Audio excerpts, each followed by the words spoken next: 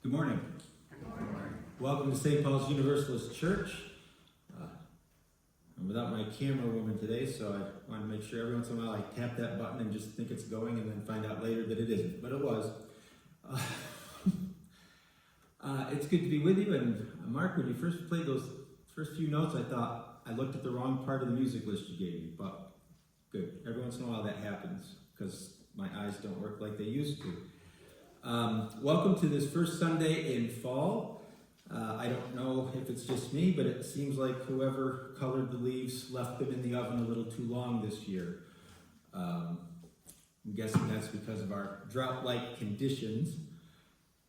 But be that as it may, in the way of announcements, there is a UU convention. I think it's the Universalist Convocation, yes. In Canton, New York, which is a bit of a hike, on the 25th of October. However, you can attend virtually if you would like. And please see Justin Thompson if that is something you're interested in, because each congregation gets a certain number of invites, four invites, yes. I don't know, Justin, those Tony Stark glasses are really messing with me. Yes? I was wondering if that's the New York State Universalists? Yes. The Universalists, yes. Or is it the Convention of Universalists? Because I always want to say Universalist Convention. And it's Canton's bicentennial this year. Oh, okay. It's a big. That would explain why they would have it there. Any other brief announcements that anyone would like to share with the congregation? All right, let us proceed to our musical call to worship.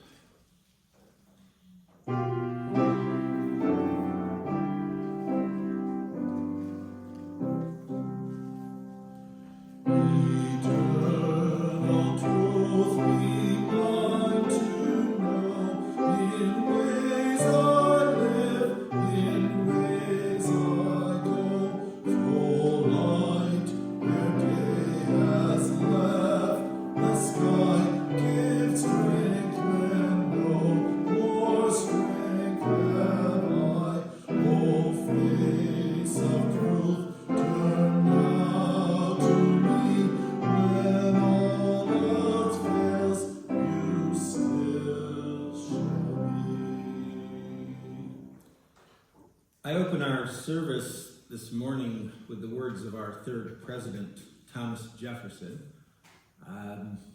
He is sometimes claimed by the Unitarians as one of their own, though from what we know, he was a member of the Anglican Church, later Episcopal after the Revolution.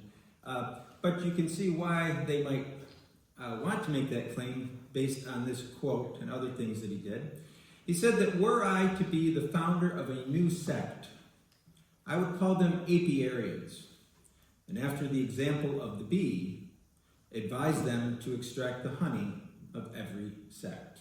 Apiar, Latin word for bee.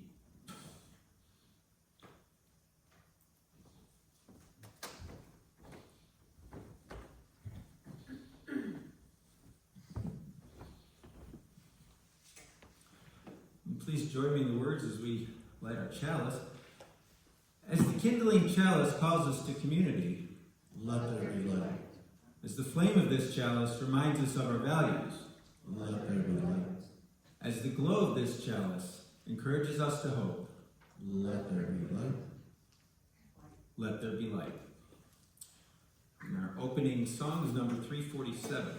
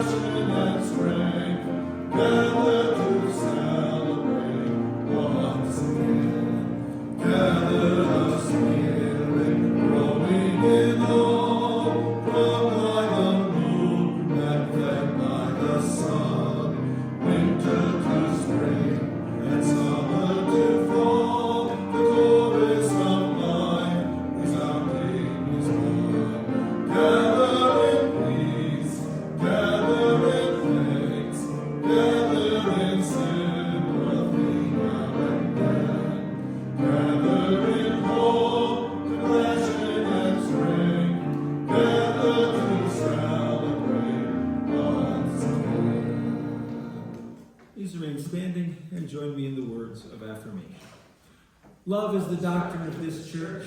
The quest of truth is its sacrament, and service is its prayer.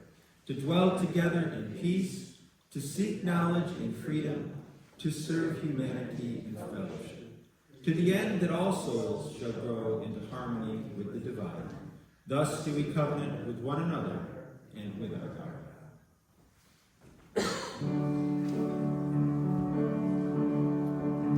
We all need love, so we can fill the world with hope. We all need hope, so we can build a lasting peace. We all need peace to keep the dream alive. We all need peace to make our planet thrive. We need to sing so that the world can hear a song. We need a song so that the world can sing along. A song will spread a message loud and clear. Our song will spread to people everywhere. Together we can learn to harmonize, to bring together different views. We'll find a million ways to verbalize a message strong and right and true.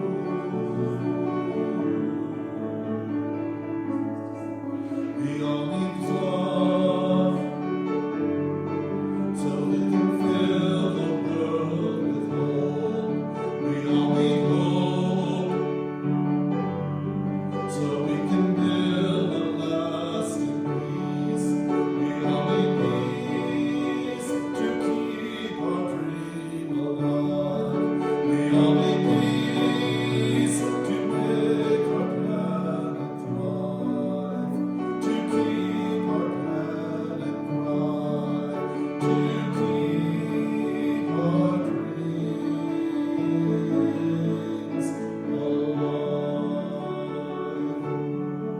We all need love. We all need hope. We all need peace.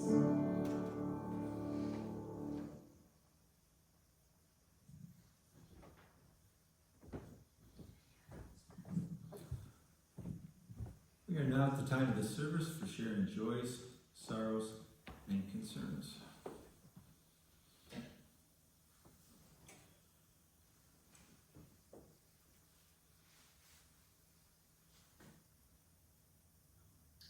This is a candle of sorrow. About 10 o'clock last night, I received a text from my sister. Long story short, a young man by the name of Braden Fredericks, late of St. Johnsville, but had moved to Florida a couple years after the pandemic. Former elementary student of my wife's former boyfriend of our daughter, unfortunately died in a motorcycle accident this past week. Apparently, according to the police headline, an older woman turned into his lane, trying to cross lanes, didn't see him coming, and so this is in memory of Braden.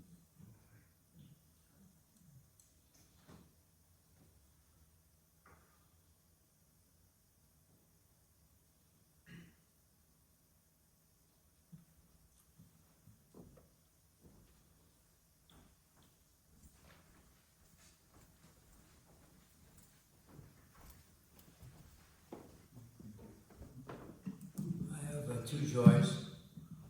We've been waiting for almost a year now for them to put up these posts outside this little park here in the Saban Park, for dog waste. And I found out from Alderman Mark Ruffing that he was at the board meeting, he mentioned it, and I guess it's a assignment they're giving to the Girl Scouts are going to take it over. gonna put up the two stations there for dog waste. They put up with the baggies and stuff. Hopefully the city will put the post in, so that'll be one thing we've been waiting for a while. I've been up there, City Hall, more than once, and asked them what's taking so long. So that's the thing. And on another note, last Sunday while I was in here, we had our final outing in our Tuesday night golf league. We played at Barker Brook Golf Course in Oriskany Falls, and my partner and I it's a two-man team, we ended up winning the tournament. So, it wasn't millions of dollars. And so we had a good time, we had lunch and dinner, and we had a real good time. Thank you for your advocacy with the post. Thank you. Thanks, Joey, for doing that.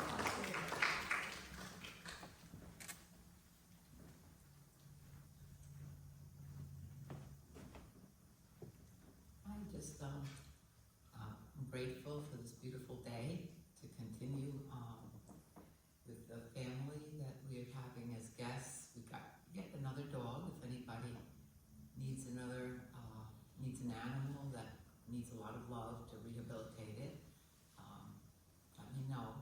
We seem to be having a shelter at this point. And welcome to Tasha, my friend. This is a good place to be, Tasha.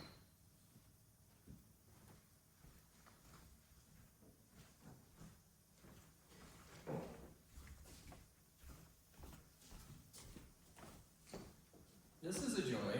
Yesterday, I got to tour while I was in Salem, Massachusetts, its first Community Unitarian Universalist Church, 1629. They were the first church in Salem and gave a very detailed tour in history on how they protected some of the individuals during the Salem witch trials. And it just blew my mind that they are in exactly the same place as 1629. Oldest in Salem, and I think they said one of the oldest churches in New England, I think, or almost in New England. So it was a very interesting tour and discussion they had yesterday. Curious how the Puritans put up with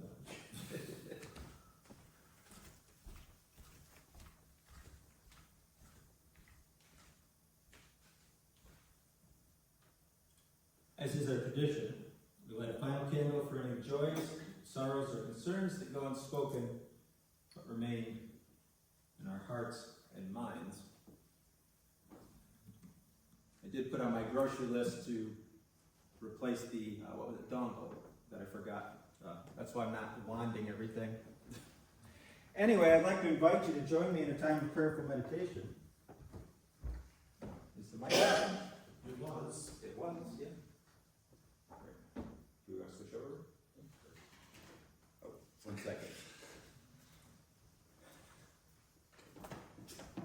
We have gremlins. We stole our wand thing to move the slides, and let's see, testing. Oh, try this one. Oh. Okay, yeah, I can definitely, yes, good. Mark, should I turn this off because if it comes back? Oh, you did, okay. He's the professional. I muted you. I'm the mere amateur. Okay. Anyway, these are words of Gary Kowalski, a UU minister. I don't know if he's still with us, but I often find inspiration in his words. To the God above God, we turn our thoughts in meditation.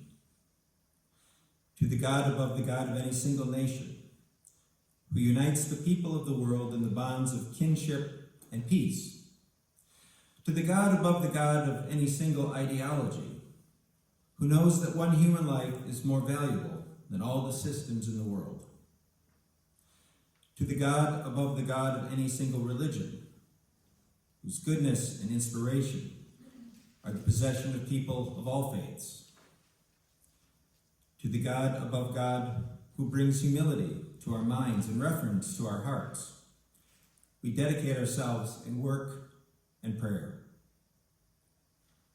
And let us now share a moment of silence where we listen to the wisdom of our hearts and minds.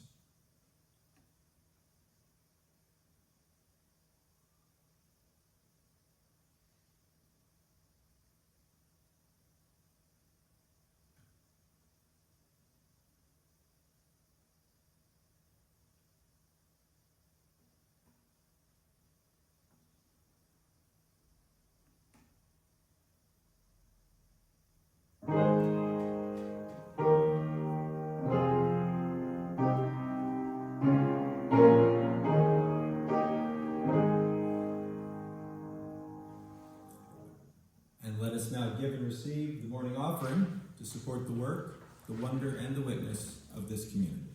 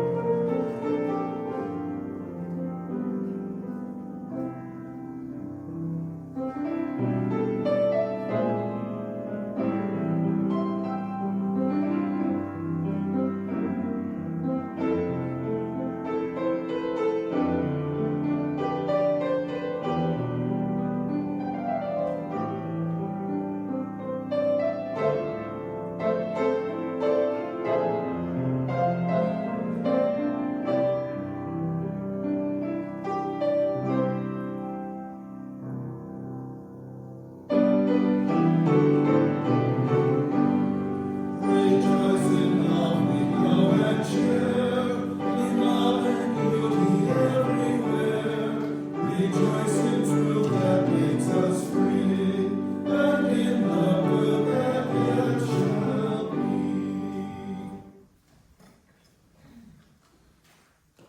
I have a reading today. It's a story, a parable. You may have heard variations of it. It goes way back to ancient times. There are versions of it in the Buddhist, the Hindu, and the Jainist traditions. This is the story of the blind man and the elephant. There were once 6 blind men who stood by the roadside every day and begged from the people who passed. They had often heard of elephants, but they had never seen one, for being blind, how could they? It so happened that one morning, an elephant was driven down the road where they stood. When they were told that the great beast was before them, they asked the driver to let him stop, that they might see him. Of course, they could not see him with their eyes, but they thought that by touching the elephant, they could learn just what kind of animal he was. The first man happened to put his hand on the elephant's side. "Well, well," he said, "now I know all about this beast. He is exactly like a wall." The second man felt only the elephant's tusk. "My brother," he said, "you are mistaken. He is not at all like a wall. He is round and smooth and sharp. He is more like a spear than anything else." The third man happened to take hold of the elephant's trunk. "Both of you are wrong," he said. "Anybody who knows anything can see that this elephant is like a snake." The fourth reached out his arms and grasped one of the elephant's legs. "Oh, how blind you are," he said to the others. "It is very plain to me that he is round and tall like a tree."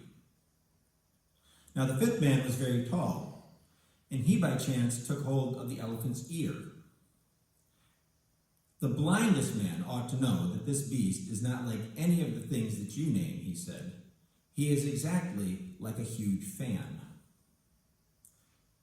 The sixth man was very blind indeed, and it was some time before he could find the elephant at all. Feeling his way, he at last seized the animal's tail.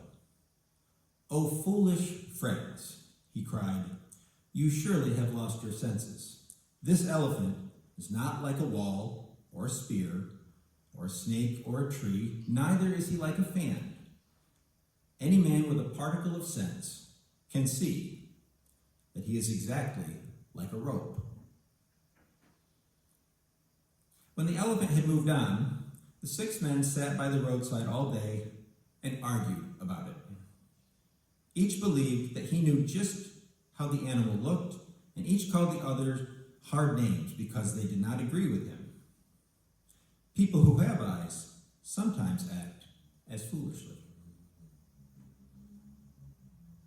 parable's words, not mine. Our next song is 324.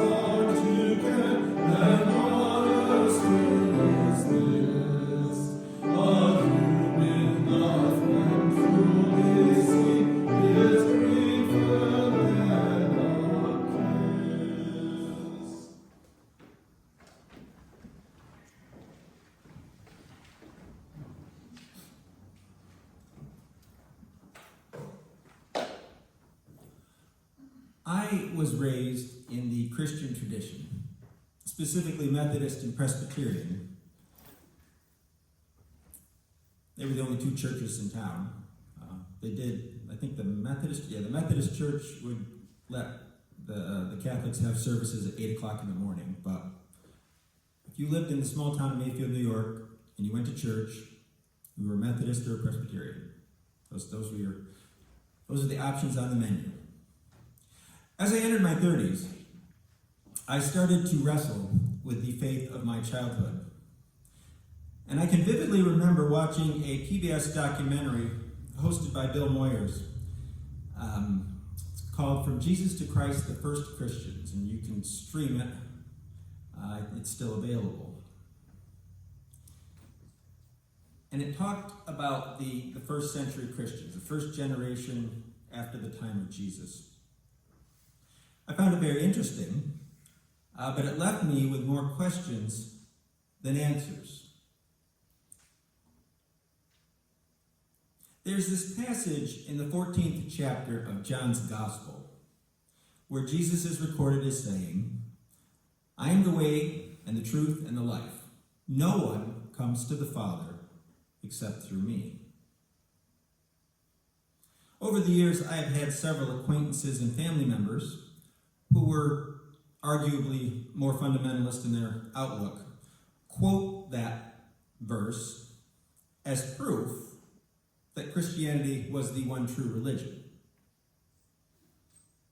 But this bothered me a great deal. Did it mean, for example, that a Buddhist, a Muslim, a Hindu, a pagan, someone practicing a different faith tradition, who lived a good life, what we would say a good Christian life, other than the fact that they weren't Christian, were nonetheless bound for hell because they had different beliefs? I'm sorry to say I know people who think exactly that. what were those other beliefs? I'd never really, other than ninth grade social studies where we kind of go over that stuff in New York State, I hadn't really given it much thought. So I found myself wandering in a bit of a spiritual wilderness, really looking into other religious traditions for the first time. And one day I came across this website called BeliefNet.com.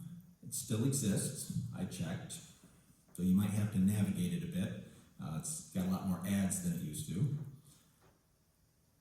And I answered a bunch of questions. And it said I was a Unitarian Universalist. And I looked at those words and I thought, what the heck is a Unitarian Universalist? Once I had looked it up, because I had never heard that term before, it really appealed to me. A denomination that considered the teachings of all the world's religions, that honored a free and responsible search for truth and for meaning. I devoured any information I could find about this newfound religion.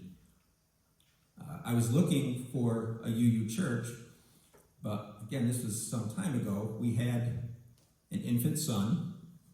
We were living over in Fulton County, like 40-something miles from here, and the nearest UU church I could find was in Saratoga, and I was just trying to imagine packing up an infant and driving to Saratoga and back every Sunday, and it just didn't seem feasible. Fortunately, a couple years later, we moved this way, and I thought, well, there goes my chance, and then I thought, oh wait, there are other parts of New York, which is how I found you folks. Over my 23 years as a UU, I have on more than one occasion encountered people who question how a denomination such as ours can exist. How would that even work? Some of them ask. Yes, there are many religions, but they can't all be true. The implication being that, sooner or later, you have to pick one based on personal faith. But what makes a person choose a religion in the first place? For much of human history, it was based on culture and location. In today's world, we're all, you can check what's going on over on the other side of the world, but from a historical perspective, it's relatively new. For example, if you had been born in ancient Persia, chances are you would have been a Zoroastrian. If you had been born in Scandinavia in the 9th century, you probably would have worshipped Odin or Thor. And as I said, the world is much more connected today, but culture still plays a huge role on religion. Because of the way colonization took place and the source of the colonization, if you were born today in North or South America or Europe and you wanted to choose a religion, you're most likely going to be Christian. Not definitely, but that would be the more likely outcome. If you've been born in the Middle East, you'd likely be Muslim. If you were raised in India, you might be a Hindu. If you were raised in Japan, you might practice Shinto. And this got me thinking, those near-death experiences people have where they technically die and then they're brought back, and some of them report these experiences of passing through a tunnel of light or seeing a review of their lives.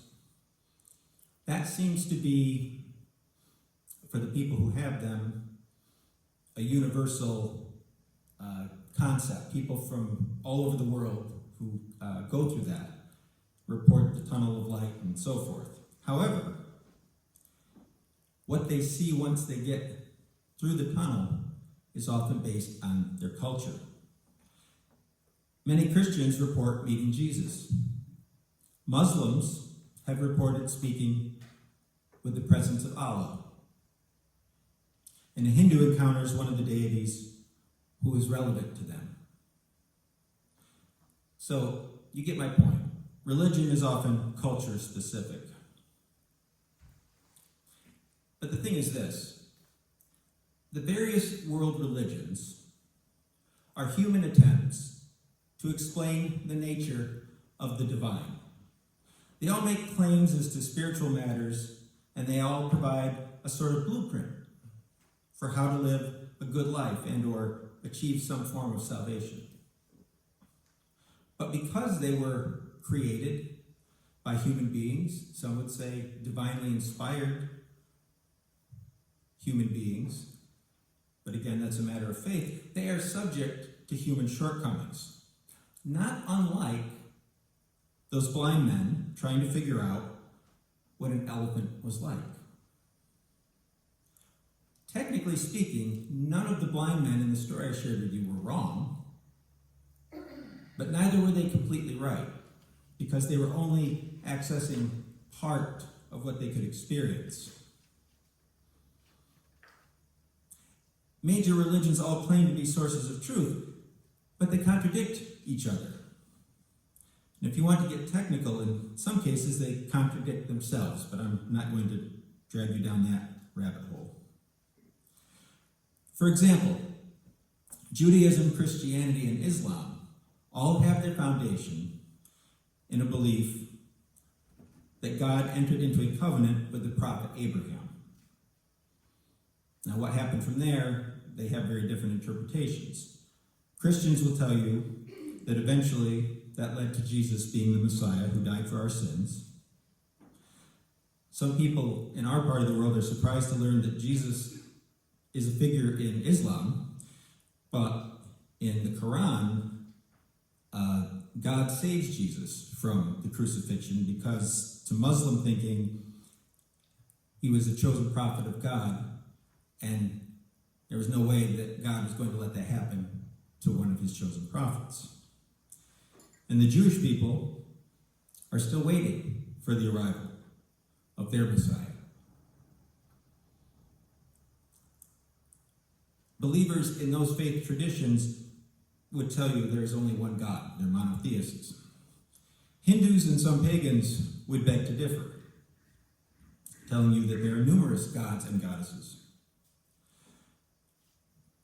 Buddhists or Taoists would tell you that you don't need a divine being in order to attain salvation through enlightenment.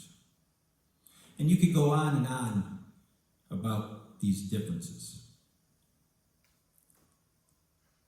At the same time, it could be argued that each of the major religions are like wells, like water wells. You may find yourself drawn to one well more than another, but if you go deep enough into any one of them, you will find that they all come from the same source, the water coming up through the wells from the same source. This is not to say that all religions are exactly the same, because obviously they're not. But I want you to think of it this way. This is an example I came across, and I think it made a lot of sense. English, Spanish, Greek, Mandarin, and Swahili are all languages. They may sound different, have different rules for how you use them, different ways of expressing them. But they can all be used to convey similar intentions and meanings. For example, saying I love you in a different language doesn't change the meaning of the words. You wouldn't say that Italian is not a valid language because it uses different words to express the same idea that one could say in English or in French. In that same vein, each of the world religions seek to foster similar things, such as increased love, compassion, justice, mercy, and so on. If you research them, those are things they have in common. So they express themselves differently and sometimes place different emphases on a given belief, but they all serve to better connect people to themselves, to each other, and often to something greater than themselves. And no single religion has a monopoly on these things. And yet, like the blind men after they touched the various parts of the elephant, people can get so hung up on their view, their own personal view, arguing about which is superior, to the point that they miss out. We miss out on the values and the teachings that these religions have in common. And this brings me back to those opening words of Thomas Jefferson. That if he were to form a new religion, he would model it after the nature of the bee. Okay, if you think of a bee, they pop from flower to flower, plant to plant, gathering different pollens, different plants, different flowers. And they would gather the best part. Jefferson said, like them, he would gather the best part of each of the world's religions. And I guess that is why I'm a Unitarian Universalist. Because it allows me to be like that bee. I look at those symbols in the back of the sanctuary, and I can learn what they have to teach and incorporate the truths that resonate most with me in my search for truth and for meaning. My search may be very different from yours. What I'm looking for spiritually may be very different from yours, but all of those traditions have something to share with us. And just because our journeys are different doesn't make any of them less valid. And as I was writing this, I was thinking, about my time here and what we're about. And I thought, what a gift it is to be able to do that. To not have to come in here and have myself or someone else stand up and say, you have to believe this and you cannot believe that. Okay? You hold the reins for your own search for truth and meaning. And it is free and it is responsible. But what a gift it is to be able to do that. Amen.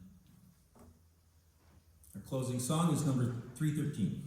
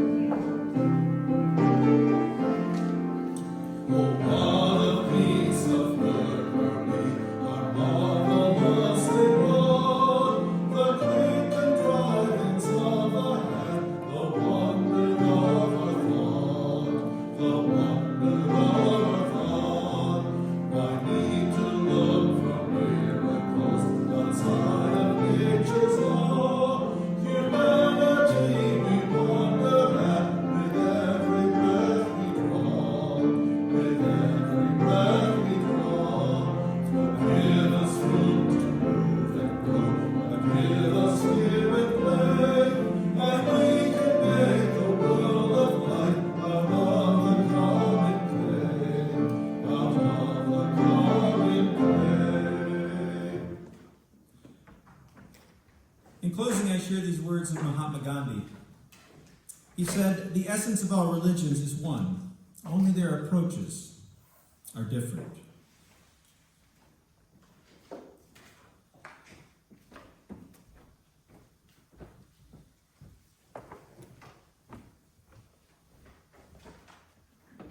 And please join me in the words of extinguishing the chalice. The flame is gone from sight, yet it still burns within. When shadows grow long, may we light a flame rather than curse the darkness, becoming bearers of comfort, of kindness. Please join us for our benediction.